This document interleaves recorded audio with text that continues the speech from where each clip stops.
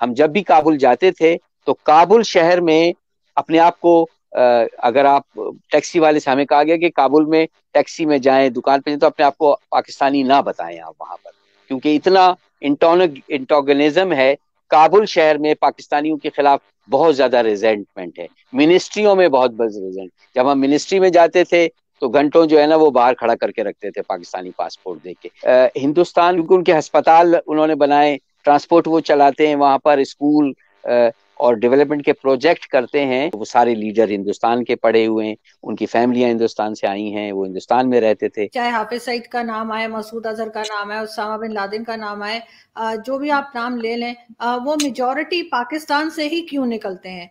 वो Saudi Arabia अब liberalised होते जा रहा है। वहां पे हिंदू मजहब की रामायण और महाभारत पढ़ाई जा रही है। योगा का एक शेख जो है, वो योगा जो एक्सरसाइज होती है। जय हिंद दोस्तों, very warm welcome to Hindustan special channel. जैसा कि दोस्तों आपने क्लिप में देखा, भारतीय जहां भी जाते हैं अपने सभ्याचार और अपने स्वभाव से एक महत्वपूर्ण जगह बना लेते हैं। लेकिन आज की वीडियो में काबुल में पाकिस्तानियों की ऐसी हालत देख आपको भी आश्चर्य होगा। आज की वीडियो में खालिद हमीद फारूकी ने यह बताया है कि काबुल में पाकिस्तानियों से बहुत नफरत की जाती है और वहां पाकिस्तानी अपने आप को पाकिस्तानी बताने से हिचकिचाते हैं। इसके विपरीत इंडियंस को हर जगह पहल मिलती है। इसका कारण यह है कि भारत ने वहां विकास किया है और पाकिस्तान अफगानिस्तान को बर्बादी की ओर लेकर गया है। हर जगह भारतीयों का बोलबाला देख पाकिस्तानी मीडिया जला भुना बैठा है। तो चलिए दोस्तों आज की वीडियो की तरफ चलते हैं। इसमें जाहिर है कि एक बहुत बड़ा स्टेक होल्डर जो है वो इंडिया नजर आ रहा है इस वक्त। इंडिया जाहिर है कि उन्होंने जिस तरीके से वहां पर स्पेंड किया इंफ्रास्ट्रक्चर पे और जो कुछ बना वहां पर, तो और फिर ये कि पहली मर्तबा हमने ये देखा कि वो उनसे बातचीत हो रही है उनकी। और अब ये भी कहा गया है कि पाकिस्तान को बहुत बड़े खतरात लाहक हैं आने वाले मुस्तकबिल में। डेफिनेटली इंडिया ने 3 अरब डॉलर की इन्वेस्टमेंट की है और ताजिक लीडरशिप बहुत ज्यादा करीब है इंडिया के, क्योंकि वो सारे लीडर हिंदुस्तान के पढ़े हुए हैं, उनकी फैमिलियां हिंदुस्तान से आई हैं, वो हिंदुस्तान में रहते थे जब तालिबान थे यहाँ पर, तो उनकी बहुत कुर्बत है। बल्कि उन्होंने बहुत सारी जगह पर इंडियंस को एक्सेस दिया और इंडियंस और जो मौजूदा काबुल हुकूमत है उसके दरमियान बहुत ही ज्यादा करीबी रवाबित हैं और इंटेलिजेंस जो एजेंसियां हैं दोनों की बहुत क्लोजली कोऑपरेट करती हैं। रॉ वहां पर बहुत ज्यादा एक्टिव है। हम जब भी काबुल जाते थे तो काबुल शहर में अपने आप को अगर आप टैक्सी वाले से हमें कहा गया कि काबुल में टैक्सी में जाएं, दुकान पे जाएं, तो अपने आप को पाकिस्तानी ना बताएं आप वहां पर, क्योंकि इतना इंटोगनिज्म है काबुल शहर में। पाकिस्तानियों के खिलाफ बहुत ज्यादा रिजेंटमेंट है, मिनिस्ट्रियों में बहुत बड़ा रिजेंट। जब हम मिनिस्ट्री में जाते थे तो घंटों जो है ना वो बाहर खड़ा करके रखते थे पाकिस्तानी पासपोर्ट देख के मेरे पास। तो इसलिए जो मैं समझता हूँ कि हिंदुस्तान को, और आप ये समझते हैं कि इसमें जो है ये इंडिया की वजह से है? बिल्कुल बिल्कुल, ये इंडिया रातों दिन कॉपरेशन, क्योंकि उनके अस्पताल उन्होंने बनाए, ट्रांसपोर्ट वो चलाते हैं वहां पर, स्कूल और डेवलपमेंट के प्रोजेक्ट करते हैं।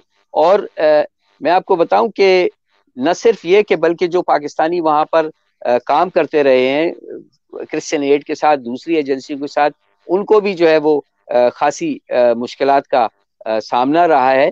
और मुझे ये इसलिए भी पता है कि मैंने एक इंटरव्यू किया था यहाँ अमेरिकन एम्बेसडर टू नेटो को 3 साल पहले, तो उन्होंने बाकायदा मेरे सामने तकरीर फरमाई हिंदुस्तान की हिमायत में कि उसका बहुत पिवटल रोल है, वो बहुत डेवलपमेंट कर रहा है। That is I mean Hindustan को अमेरिका और वेस्ट बहुत बड़ा रोल देना चाहता है। लोग कहते हैं ना कि मुजाहिदीन की तरह वो वॉक ओवर कर लेंगे काबुल को, ऐसा नहीं है। बहुत ज्यादा रेजिस्टेंस होगी, नहीं, सवाल ही नहीं पैदा होता। और वो लड़ेंगे बहुत ही तरीका। मैं उनकी फौज भी ठीक है कि उसमें पश्तून कम है और वो बहुत रेज फेस कर रहे हैं, लेकिन वहां बहुत बड़ी लड़ाई होगी। और अफसोस की बात है कि अगर काबुल और पाकिस्तान के दरमियान टेंशन ना कम हुई और पाकिस्तान तालिबान को कन्विंस करने में कामयाब ना हुआ, तो ये जंग पाकिस्तान में भी बहुत बुरी तरीके से आएगी। सर यही तो खौफ, ऐसी वजह से तो ये मीटिंग्स हो पाकिस्तान में, जिस दुनिया में यहाँ कहना चाहिए कि यूनाइटेड नेशन में जो कोई भी वो कहते हैं जी ये टेररिस्ट है वो टेररिस्ट है, चाहे हाफिज सईद का नाम आए, मसूद अजहर का नाम आए, उसामा बिन लादेन का नाम आए, जो भी आप नाम ले लें, वो मेजॉरिटी पाकिस्तान से ही क्यों निकलते हैं। और परवेज मुशर्रफ तो कह भी चुके हैं कि हमने ही जिहादी तैयार किए थे, हमने ही उनको ट्रेनिंग दे के भेजा था, कभी अफगानिस्तान और कभी कश्मीर। तो इस चीज से पाकिस्तान फिर कैसे निकलेगा? अगर हम मान भी लें थोड़ी देर के लिए कि ठीक है भारत के साथ हमारे टर्म्स अच्छे नहीं है, वो हमारा बहुत दुश्मन है, लेकिन हर बात तो गलत नहीं हो रही होती ना, वहां से कुछ 50% तो हमारी भी गलती है। हाँ, हमारी गलती क्या है? मैं अभी भी मुझे क्लैरिटी है कि हमारी गलती क्या है। हमारी गलती ये है कि हमारे सियासतदान शॉर्ट टर्म गोल्स लेते हैं, उनके शॉर्ट टर्म गेन्स हैं, कोई कंबाइंड अप्रोच नहीं है किस तरह चीजों को डील करना है। हाफिज सईद से बड़े 10 गुना बड़े दहशतगर्दों को भी मेन स्ट्रीम किया जा सकता है अगर आप प्रॉपर तरीके से चीजों को डील करें। भाई अगर एक बंदे ने गलत काम किया उसको जेल में डालें, हाफिज सईद के साथ जो 10 बड़े लेफ्टिनेंट्स हैं उनको जेल में डालें, और जो नीचे वाले लोग हैं मेन स्ट्रीम करें, उनको बताएं भाई कि ये स्टेट की पॉलिसी है, ये स्टेट है, ये कॉन्स्टिट्यूशन है, हम किसी दूसरे मुल्क पे ना गन उठा सकते हैं, ना जहाद कर सकते हैं, ना कहीं गोली चला सकते हैं, ना बात, लोग ठीक हो जाएंगे। स्टेट से कौन नहीं डरता? कोई बहुत ताकतवर हो ना उसको भी बंदा गिरा लेता। स्टेट बहुत पावरफुल चीज है जी, लोगों की सोच है। अगर आज स्टेट फैसला कर ले, ये देखें कश्मीर में स्टेट ने फैसला किया है ना, तो किस तरह चीजें उन्होंने नॉर्मलाइज की हैं। वो सारे मुजाहिदीन को पकड़ पकड़ के मारी जा रहे हैं, शहीद किए जा रहे हैं, तबाही उतार दी उन्होंने पकड़ के वहां पे, लेकिन they have decided it। जिस चीज को आप लोगों ने कॉपी किया सऊदी अरेबिया से, वो सऊदी अरेबिया अब लिबरलाइज्ड होते जा रहा है। वहां पे हिंदू मजहब की रामायण और महाभारत पढ़ाई जा रही है। योगा का एक शेख जो है, वो योगा जो एक्सरसाइज होती है, जो ट्रेडिशनल इंडियन एक्सरसाइज है, जिसमें आप लोग भी शामिल हैं, जिसमें आप लोगों के पुरखों ने भी वही एक्सरसाइजेस करी होंगी, वो उसके लिए उन्होंने एक शेख मुकर्रर कर दिया है और वहां पर योगा सिखाया जा रहा है, यूएई में सिखाया जा रहा है। मेरा कहने का मतलब ये है कि वो डीरेडिकलाइज हो रहे हैं, उनको समझ में आ गया कि ये गड़बड़ है, और उन लोगों को सीरिया की जंग के टाइम में समझ में आया कि ये बहुत गड़बड़ हो चुकी है और ये हमें अभी डीरेडिकलाइज करना है। तो वो डीरेडिकलाइज कर रहे हैं।